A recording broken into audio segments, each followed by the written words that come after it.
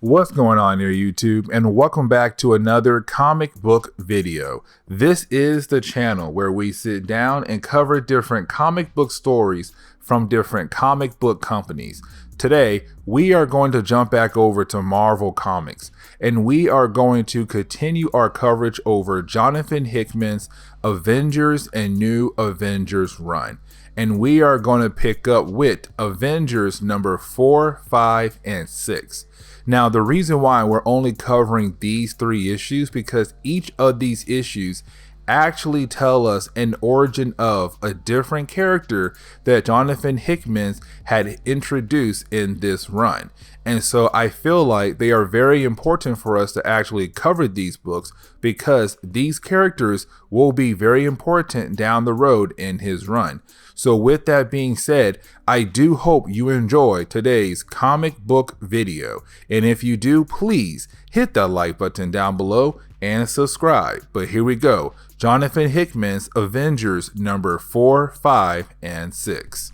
So getting into Avengers number 4, we actually pick up with the Avengers right now looking over the damage that was done across the earth by Ex Nihilo. Now remember, Ex Nihilo was this character that was made by the builders as a way to send him across the universe to create life in their own image. Now Ex Nihilo actually came to Mars first in this galaxy, and he brought life to Mars. But after doing that, he felt like he'd be able to actually make mankind on Earth better. And so he sent down different kinds of genetic bombs as a way to rewrite the human DNA to make them better. Now for Black Widow, she says they were able to count for all the bombs they know of, but there could have been a 6th bomb that was sent down by Ex Nihilo, and we have no idea where that bomb had crash landed at. Now, this is the moment where you actually have Hyperion say, actually, I do know where that bomb had crashed at. Thanks to him looking over the footage, he was able to tell that the bomb landed in the Savage Land. And so right now, the Avengers must go to the Savage Land to see how Ex Nihilo's genetic bomb had kind of affected the Savage Land. So this is the moment where we actually learn about the origin of Hyperion. And we learn that Hyperion actually comes from a different universe. Now, Hyperion is actually Marvel's version of DC. And the reason why I say that is because in his universe, his home world was wiped out. And of course, that means he is the last survivor of that home world. But in his universe, he was sent to that universe version of Earth. And once he got there, he was adopted by a random man. Now, this random man actually taught him so many different things, but especially how society should work. But then, of course, he became a superhero on that Earth. Now, with him becoming a hero on that Earth, of course, he has the same powers as Superman. But then on top of that, his powers come from the same source of energy, just like Superman, the sun. And so that is why he is Marvel's version of Superman. But now the question is, how in the world did this man end up in our universe, the main Marvel's universe? Now, we actually do jump over to the Avengers right now, and we see the Avengers going to the Savage Land. And the reason why they're going to the Savage Land is to see how life was affected by Ex Nihilo's genetic bomb. Now, when they get there, of course, they do see that many people or animals are right now trapped inside these cocoons, and they're getting their DNA rewritten thanks to Ex Nihilo's genetic bombs. But on top of that, you do have Thor trying to be a friend to Hyperion, and honestly, Hyperion's main goal is to make sure that everyone here in the Savage Land is okay. But either way, you do have Hyperion realize there's other people in the Savage Land as well near them, and so that is when he uses his supervision to see that AIM one of the many evil organizations in Marvel Comics, is also in the Savage Land, and they're known as Advanced Idea Mechanics. Of course, that means they love science, and right now they're doing science in this area of the Savage Land. Now, we do learn why AIM is here for. They want to see firsthand what happens to someone when they are affected by the genetic bomb. And so what they did was they were able to grab a sample of the bomb to give to someone to see firsthand what happens. Now, here comes the big thing though. They were able to convince a random guy to actually follow them to the Savage Land. This guy thought that he was going to join AIM and actually be a part of that group to make them better. But unfortunately, he was just a test subject. But either way though, they do give him the sample, and when they do, of course, he goes through different effects. So many different effects happen to him, but at the end of it, he officially dies. And so for AIM, they're kind of like, well, we had no idea that would happen to him.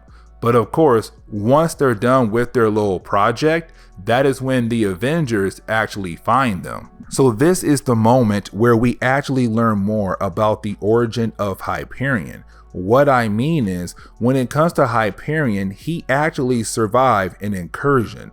Now remember, an incursion is when two Earths are about to crash into each other, and when they do, both universes are destroyed. And so this Hyperion, remember, he is from a different universe, and in his universe, he actually went through a whole incursion process.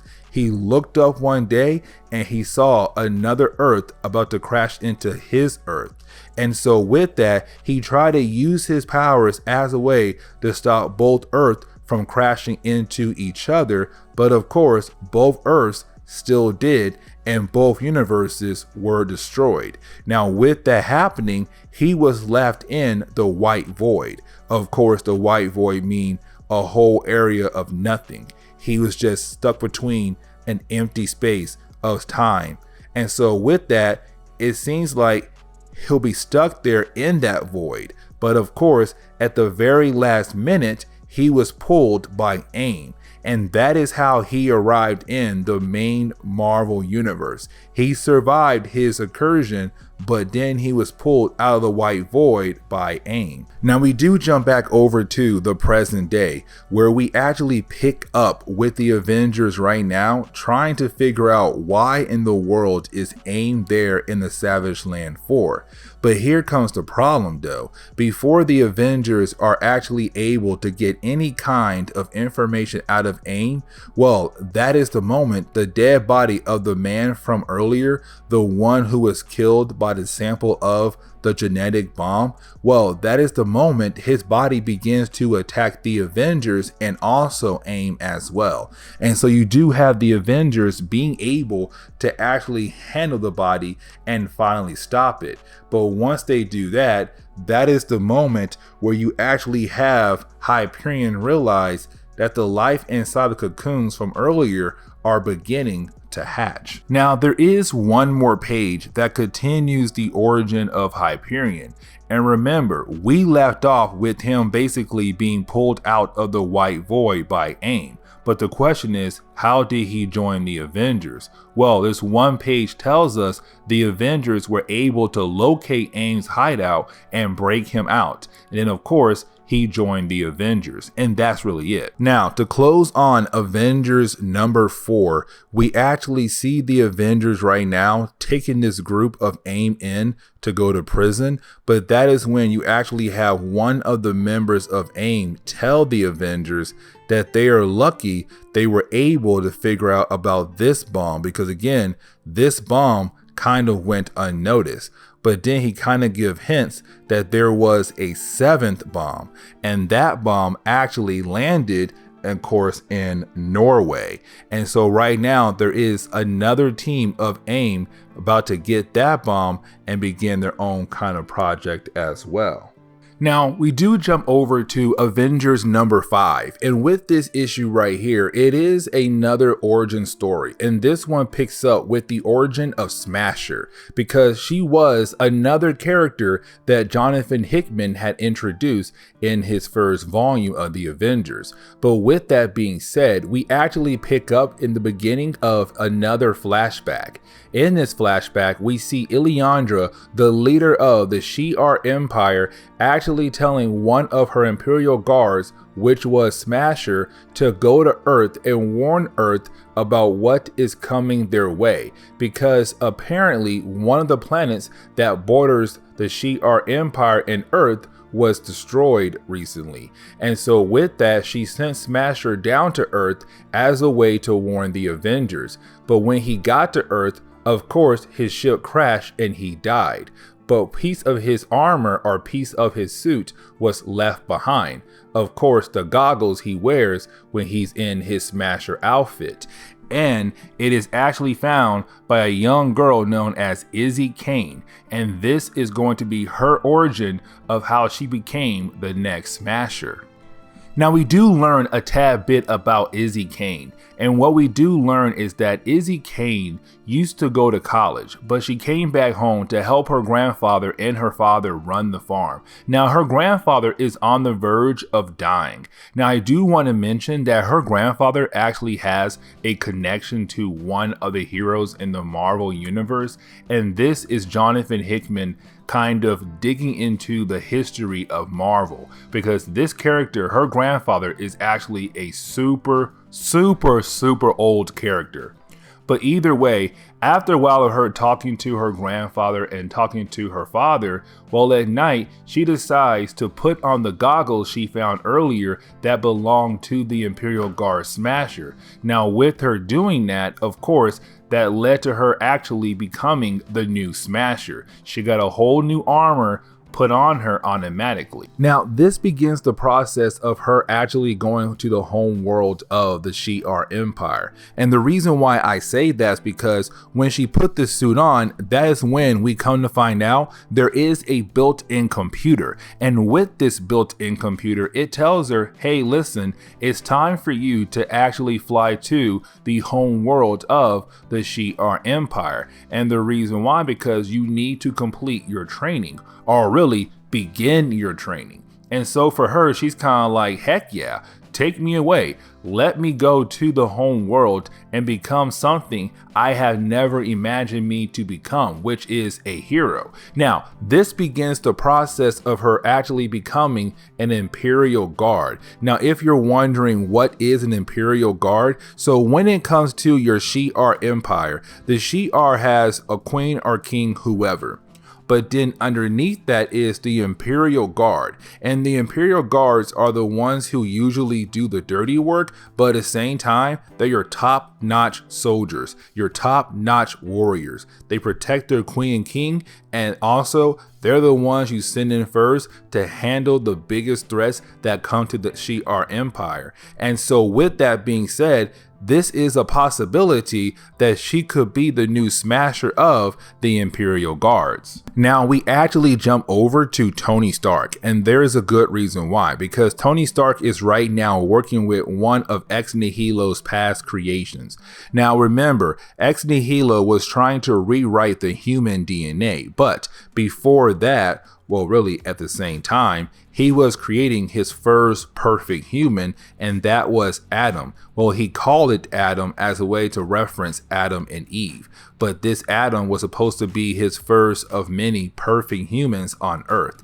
Now, here comes a problem though. In our last video, when Adam came out of his cocoon, he began to speak Builder code. And that was a huge problem. And we learned that from Ex Nihilo's sister Abyss. Because when it comes to Builder code, that is something no one else should be able to speak except the builders, the ones who made Ex Nihilo and Abyss, the ones who sent out people out there to recreate the universe and their image. But with Adam speaking Builder's code, unfortunately, Tony Stark has no way to communicate with him. And so he's trying to translate Builder Code into English. But of course, he is having a hard time doing that. Now, we stay in the present day, but we continue the origin of Izzy Kane. And the reason why I say that's because we actually jump over to the Shi'ar Empire fighting against some sentient drones. And while they're fighting against these drones,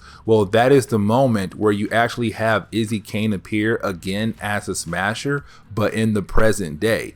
And because she's actually part of the Shi'ar Empire. And so with her being part of the Empire, even though she's part of the Avengers, when they call out for help, she has to answer. And luckily for them, with her being part Avenger and part Shi'ar Empire army, she was able to bring the Avengers with her to actually help out to fight against these drones that are attacking the Shi'ar Empire. Now, this leads into the big moment for Izzy Kane, because once the Avengers, the Shi'ar Empire, and Smasher, aka Izzy Kane, are actually able to deal with those drones, well, that is when you have Gladiator appear. Now, if I remember correctly, Gladiator, I want to say at this point, was the leader of the Shi'ar Empire, but usually he is the leader of the Imperial Guards. Like, he is number one of all of them. But I want to say at this point, he was the leader of the Empire. I could be wrong. But either way, with him being here, he actually tells Izzy Kane that she'll become the next Imperial Guard. And that is huge because, again, she is the first human from Earth to actually be able to join the Imperial Guards. And that is a huge honor to have. Now, on top of that, that is the moment where we actually learn the connection with her grandfather and the rest of the superheroes on Earth. And the reason why, because her grandfather, Dan Kane, actually fought in World War II. And with that being said, he fought alongside with Steve Rogers, aka Captain America. And so with that, Steve Rogers is proud of Izzy Kane because she's basically becoming a hero just like her grandfather. And that is her small, quick origin story for the Smasher. So when we jump over to Avengers number 6, we actually pick up with Shang-Chi trying to talk to Captain Universe and trying to learn more about the hosts of Captain Universe. Because you have to remember, when it comes to Captain Universe, the actual Captain Universe powers, it comes from a energy symbiote, basically. It goes around to find different hosts across the universe anytime the universe is in danger. And so with that being said, in our last video, we found out the powers of Captain Universe did find a new host. Her name is Tamara. But the problem is the Avengers have no idea about Tamara. They don't know about her past or nothing. And so it is the Avengers trying to learn more about her. They want to learn more about her past. And so they brought in Shang-Chi as a way to meditate with Tamara. And he asked the Captain Universe side, can I please talk to your host? Because your host, we need to know more about her. But the problem is, when it comes to Tamara, she's very broken mentally and physically. And Captain Universe actually says that his host, or its host, is very broken. So it's going to be hard for Shang-Chi to learn more about Tamara. Now, it doesn't take Johnathan Hickman too long to go ahead and dive into the origin of Tamara, because right off the bat, while you have Shang-Chi and Tamara meditating, hoping that it will be a way to open up her mind so that they'll be able to learn more about her past, that is the moment where she remembers that there was a car accident. That is the last thing she remembers. Nothing else before that or after that. The only thing she remembers is a car crash. But right before that car crash, she did look in the back seat. And what she had in the back seat was her daughter. And that is the last thing she remembers, a car crash, and she was involved in that car crash, and her daughter was in the back seat. Now, this actually leads us into the big moment, because you actually have Shang-Chi ask Tamara, does she know what happened to her daughter? Because the reason why, after the car accident, there has been no records of her daughter at all. So apparently after Tamara got in that car crash, her daughter just disappeared. But on top of that, Tamara was in a coma for 10 whole years. 10 whole years she was in a coma. And so for Tamara, she's kind of like, I missed my daughter's birthday, but now you're telling me that there's a possibility she could have been killed, kidnapped, or she was adopted by someone else. No one knows. But I was gone for 10 whole years in a coma.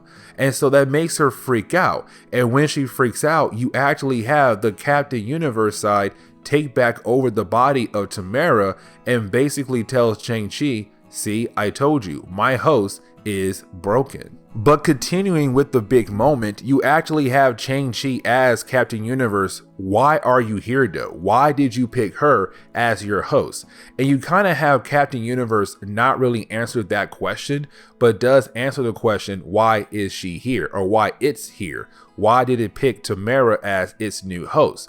And you have Captain Universe tell Shang-Chi, because the universe is dying. Remember, the only time the Captain Universe powers pop up is when the universe is in grave danger. And so right now, the universe is in grave danger. And so that is why it picked a host on Earth, because Earth is very significant when it comes to the multiverse. Remember, the multiverse is dying. When two Earths collide, both universes are wiped out, an incursion. And so right now, that is why Captain Universe is here, because Earth is so significant when it comes to the universe. If Earth goes away, the whole universe dies. And so with that being said, that is why Captain Universe had picked Tamara, because right now it needs a host from Earth as a way to protect Earth before Earth is wiped out, and goodbye universe.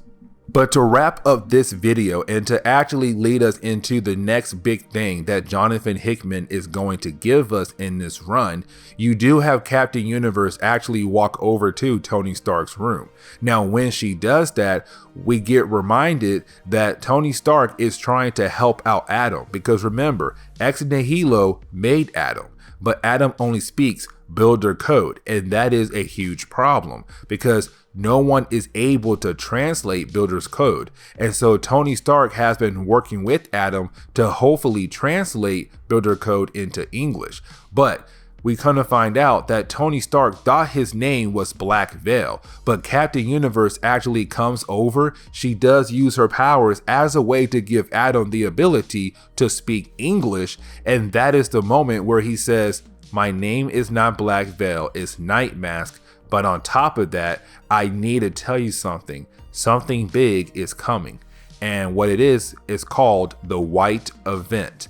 And that is where we're going to end today's comic book video. So please hit the like button down below and subscribe. Also, if you have any suggestions on books I should read, well, please let me know in the comments below, because you never know, your suggestion could be a future video down the road. But I do hope you enjoy today's comic book video.